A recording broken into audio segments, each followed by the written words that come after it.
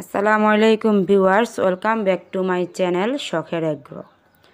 নতুন আরেকটি ভিডিও নিয়ে হাজির হয়ে গেলাম আপনাদের মাঝে। আপনারা সবাই কেমন আছেন? আশা করছি আল্লাহর রহমতে ভালো আছেন।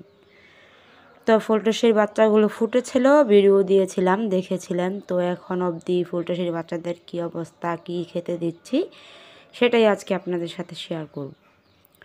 তো ফুলটুসিকে আমি একটু আলাদা করে ওকে কিছু ধান খেতে দিয়েছি, আর এখানে বাচ্চাদেরকে স্টার্টার ফিড খেতে দিলাম। তো ওদেরকে আমি এখন অবধি স্টার্টার ফিডই খাওয়াচ্ছি, কেননা ওরা খুব ছোট, ওরা ধান ভুট্টা বাঙ্গা এগুলো খেতে পারবে না। তো আমি প্রথমত 1.5 মাস বয়স পর্যন্ত বাচ্চা ফুটলে বাচ্চাদেরকে আমি স্টার্টার ফিড খেতে দিই। তারপর 1.5 মাসের পর থেকে আমি ওদেরকে গ্রোয়ার ফিড খেতে দিই।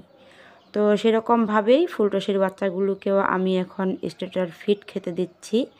স্টার্টার ফিড খাওয়ালে বাচ্চাগুলো দ্রুত বড় হয়, গ্রোথ বাড়ে, বাচ্চাগুলো সুস্থ থাকে, অসুস্থ কম হয়। তো মুরগির বাচ্চা দ্রুত বড় করতে চাইলে আপনারা অবশ্যই সোনালি স্টার্টার ফিড খেতে দিবেন, তাহলে আপনাদের মুরগির বাচ্চাগুলো দ্রুত বড় হবে এবং কি ওজন বৃদ্ধি পাবে। আর যদি স্টার্টার ফিড না খেতে দেন, খুদ বা অন্য কোনো খাবার খেতে দেন, তাহলে মুরগির বাচ্চাগুলো অত দ্রুত বাড়বে না, বড় হবে না, আর অসুস্থ হয়ে যাওয়ার চান্স থাকে। তার জন্য আমি সব মুরগির বাচ্চাদেরকেই স্টার্টার ফিড খেতে দেই। তো সেরকমভাবেই ফুলটুসির 10টা বাচ্চা ফুটেছিল, 10টা বাচ্চাকেই আমি স্টার্টার ফিড খেতে দিচ্ছি।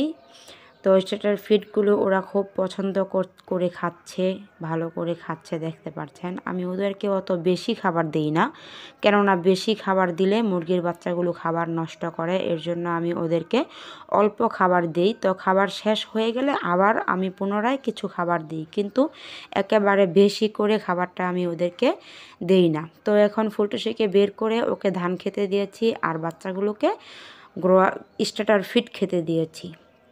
কেননা ফুলটুসির তো স্টার্টার ফিড খেলে পেট ভরবে না, এগুলো বাচ্চাদের খাবার। এর জন্য ওকে আলাদা করে ধান খাওয়াচ্ছি, আর বাচ্চাগুলোকে স্টার্টার ফিড খাওয়াচ্ছি। সবাই ভালো থাকবেন। আজকে এই পর্যন্তই। আসসালামু আলাইকুম।